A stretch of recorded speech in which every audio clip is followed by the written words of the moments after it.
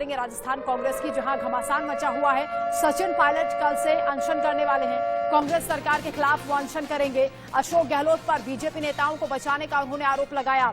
सचिन पायलट ने कल मीडिया से मुखातिब हुए थे और प्रेस कॉन्फ्रेंस की थी, जिसमें सचिन पायलट ने भ्रष्टाचार को लेकर कई तरह के सवाल उठाए और कहा कि मुख्यमंत्री को मैंने खुद चिट्ठी लिखी थी और उनसे कहा था कि भ्रष्टाचार पर एक्शन होना चाहिए, कार्रवाई क्यों नहीं की जा रही, जबकि हमने जनता को यह भरोसा दिया था। हमारी कथनी करनी में अंतर नहीं होना चाहिए। जो बीजेपी काम कर रही है जिस हिसाब से, वैसे ही अगर कांग्रेस भी काम करेगी तो क्या फर्क रह जाएगा। और इसीलिए अनशन करने वाले हैं सचिन पायलट। कल से अपनी ही सरकार के खिलाफ वो अनशन करेंगे।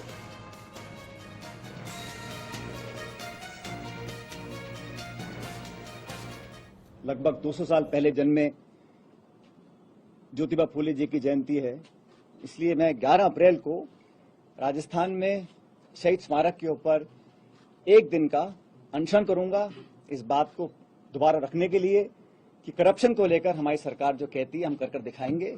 और एक दिन का अनशन 11 अप्रैल को मैं रखूंगा शहीद स्मारक पर। इस बारे में मैंने जिला प्रशासन को सूचित कर दिया है।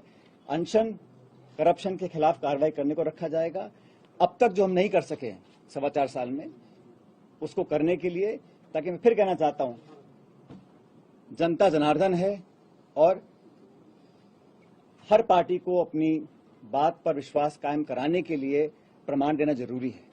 तो इसलिए अपनी बात को लेकर मैं शहीद स्मारक पर 11 अप्रैल को ज्योतिबा फूले जी की जयंती है, उस दिन एक दिन का अनशन रखूंगा। इधर बीजेपी ने कांग्रेस पर निशाना साधा। बीजेपी का यह कहना है कि राजस्थान की जनता आपसी झगड़े की कीमत चुका रही है। राजस्थान की जनता के लिए ये सरकार कतई खड़ी नहीं है। इनके आकाओं ने भी स्पष्ट कर दिया है कि जो बचे कुचे वोट जो हैं वो तभी आएंगे जब आप बहुसंख्यकों को अगर उनकी शिकायत होती है तो कह दीजिए, निंदा कर दीजिए, कोई बहाना लगा दीजिए, लेकिन कोई एक्शन मत करिए। वहीं केंद्रीय मंत्री गजेंद्र सिंह शेखावत ने भी कांग्रेस पर निशाना साधा। उन्होंने कहा कि झगड़े इनके आपस में हैं और कीमत राजस्थान की जनता को भुगतनी पड़ रही है। अब चुनाव का वक्त आया है तो फिर से इनके अलग अलग बहाने दिखाई दे रहे हैं। अगर गहलोत सरकार का हर एक मंत्री, हर एक विधायक अपनी ही सरकार के भ्रष्टाचार के खिलाफ अनशन करे, तब भी इनके पाप कम नहीं होंगे। लेकिन सर फुटेल थमी नहीं।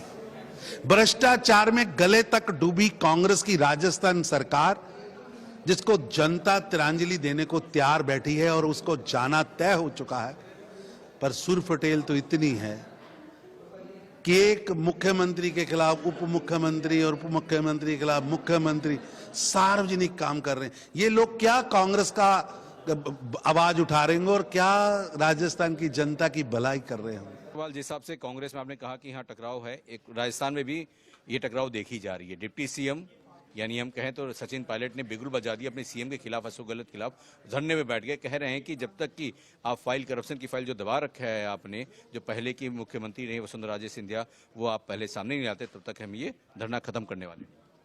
देखिए, ये जो तमाशा राजस्थान में हो रहा है, इसका मतलब ये है कि भारत की लोकतंत्र में कोई भी जगह ऐसा नहीं हुआ है कि सीएम के खिलाफ डिप्टी सीएम धरना दे।